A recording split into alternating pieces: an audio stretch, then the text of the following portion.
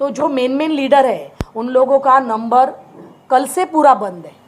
लगभग 20-25 लोगों का नंबर बंद है और 2-3 गाड़ियाँ आ रही थी गोरखपुर से, वहाँ पे ही रोक दिया है। यहाँ पे कोई किसी को आने नहीं दिया है। जो मेरे मतलब वो यहाँ तक कम से कम 50-60 लोग ही अभी तक पहुँच पाए हैं, क्योंकि हम यहाँ की व्यवस्था बदलना चाहते हैं, बिहार की व्यवस्था बदलना चाहते हैं, बिहार के युवाओं के लिए काम करना चाहते हैं।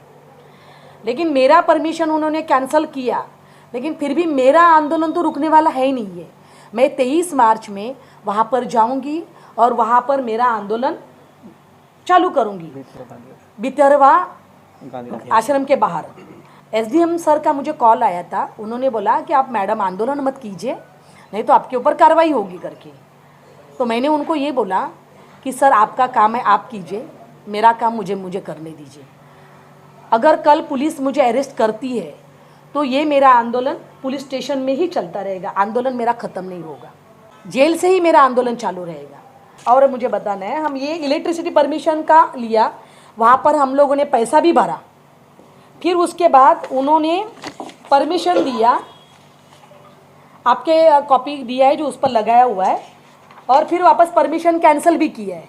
ये जो 2 पेपर है मेरे पास, मतलब ये सरकार परमिशन देती है, ये मेरे साथ अभी नहीं हुआ है, ये मेरे साथ 2022 में दिल्ली में भी हुआ था, रामलीला मैदान में जब मैंने आंदोलन लिया था तो उन्होंने परमिशन दिया, और जिस दिन आंदोलन था उसी दिन 2 घंटे में परमिशन कैंसिल का लेटर आया, वहाँ पर भी हमें आंदोलन करने नहीं दिया। हम अन्ना हजारे की टीम है, इसके लिए हमें कहीं पर भी आंदोलन नहीं करने देंगे। दिल्ली में चलो हम मान लेते हैं कि रामलीला मैदान में नहीं बैठने दिया, उन्होंने बहुत सारे कारण बताए। अब ये हमने छोटा सा गांव चुना है जहाँ पे गांधी जी ने अपना पहला आंदोलन चालू किया था, और गांधी जी ने देश को बताया था कि हम शांति के मार्ग से हम हमारा काम करके ले सकते। उस जगह पर मुझे बैठने नहीं दे रहे, तो हम करेंगे कहाँ आंदोलन? हम परमिशन लेने जाते हैं, परमिशन देते हैं, फिर दूसरे दिन कैंसिल होता है, उनके ऊपर दबाव आता है और हमें आंदोलन करने नहीं दिया जाता। उन्होंने बोला कि सरकारी काम है, तो ये सरकारी काम तो उनको पहले भी पता होगा ना। एक दिन पहला दिया, दूसरे दिन आपने कैंसिल किया कि वहाँ पे सरकारी प्रोग्राम है। कल बिहार दिवस है, मैं बिहार दिवस के लिए शुभकामनाएं देती हूँ। मैं मान लेती हूँ बिहार दिवस है, लेकिन हमारा आंदोलन 23 से, हमने 22 से नहीं मांगा था, हमने 23 से परमिशन मांगा है। तो 23 से परमिशन उन्होंने यही बोला कि बाबा सरकारी कार्यक्रम आ चुके हैं, इसके लिए आपकी परमिशन रद्द की जाती है। ये क्या हुआ?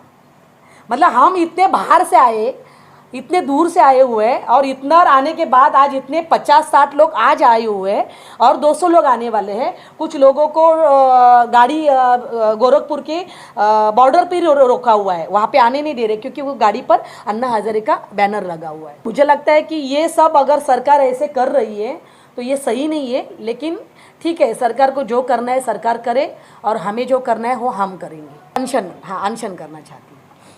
मेरा अनशन है, जब तक मैंने 2-3 मांगे लिए, वहाँ का पलायन का मुद्दा है, बेरोजगारी है, मनरेगा है, और बिहार के विकास के लिए स्पेशल मैंने एक मांग की है उसमें कि प्रधानमंत्री के निगरानी में बिहार के विकास के लिए समिति का गठन किया जाए, और जब तक ये समिति का गठन का पत्र नहीं आता तब तक मेरा आंदोलन चलता रहेगा।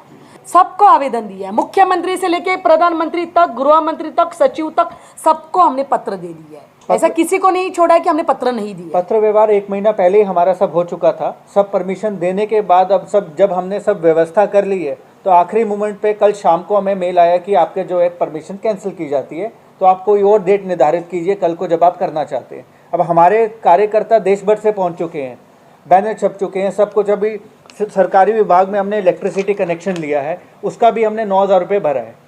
तो ये सरकार को जवाब देना चाहिए कि इस तरह से लास्ट मोमेंट पे जो अलग अलग राज्यों से आ रहे हैं, मैं जम्मू कश्मीर से आया हूँ, कुछ महाराष्ट्र से आए हैं, अलग अलग राज्य दिल्ली से आए हैं, तो वो कहाँ जाएंगे वापस? सरकार थोड़ी ना उनके रहने की व्यवस्था यहाँ पर करेगी।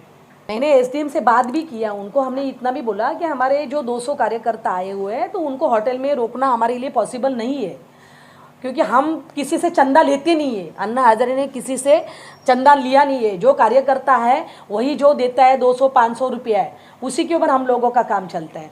हमने उनको इतना अच्छे से समझाया है, फिर भी उन्होंने बोला कि नहीं, आप वहाँ पे आंदोलन नहीं कर सकते, आप वहाँ पे जाएंगे तो आपको डिटेन किया जाएगा। सबसे पहली बात है कि मेरे कार्यकर्ताओं को तो, बहुत सारे कार्यकर्ताओं को तो यहाँ पे आने नहीं दिया। जो कार्यकर्ता आएंगे, जहाँ पर आएंगे वहाँ से आंदोलन चालू होगा, और मुझे अगर उन्होंने मुझे अरेस्ट किया तो मेरा आंदोलन जेल से चालू रहेगा। आपने बिहार को ही क्यों चुना?